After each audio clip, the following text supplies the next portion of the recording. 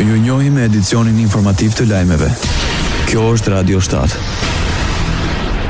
Kryetari i Aleancës për Ardhmërinë e Kosovës, njëherësh deputeti i Kuvendit, kritikoi vendimin e qeverisë Kosovës për të votuar projekt buxhetin e vitit 2026. Kjo rritje është dashur të ndodhë para shumë vitesh, tha Ramush Haradinaj.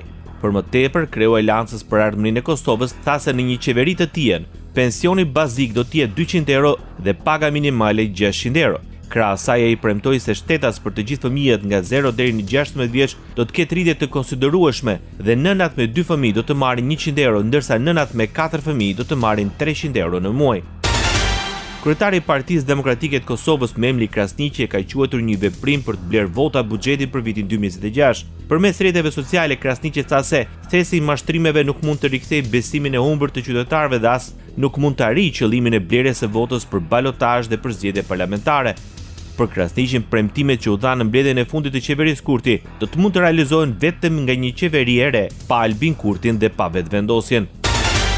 Akt të pa precedent politik dhe institucionale, komentoi Lidhja Demokratike e Kosovës miratimin e buxhetit për vitin 2026 nga një qeveri në detyrë.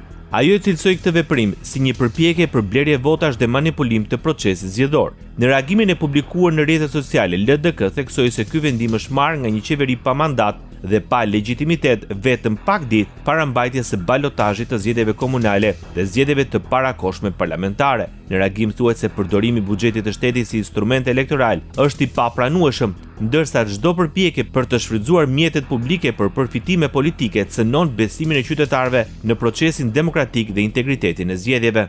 Radio 7, zëri pozitiv i qytetit. Kryebashkiaku i shkarkuar i Tiranës Erion Veliaj dëshmon para gjykatës kushtetuese të Shqipërisë. Një vit pas arrestimit ai e konsideroi të palishëm vendimin për shkarkimin e tij me argumentin për mos paraqitje në detyrë para trupës më të lartë gjyqësore në vend. Veliaj tregoi arsyet që kanë bërë të pamundur ushtrimin e detyrës. Për kryebashkiakun e shkarkuar, vendimi për largimin e tij nga detyra ka qenë i motivuar politikisht.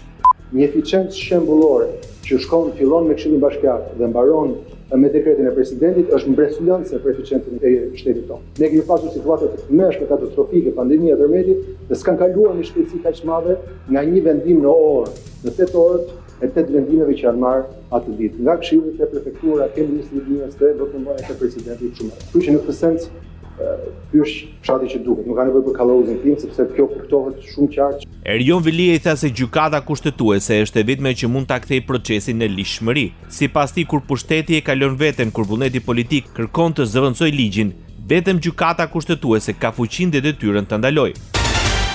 Gjykata kushtetuese e Shqipërisë me vendim unanim rrëzoi kërkesën e presidencës që të mos ishte palë në çështjen e ankimimit të Erion Veliaj.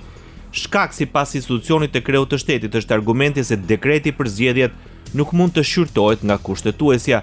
Trupa gjykuese e kushtetueses tha se dekreti do të trajtohet në themel të çështjes dhe për të do të vendoset në fund si për çdo element tjetër të padis.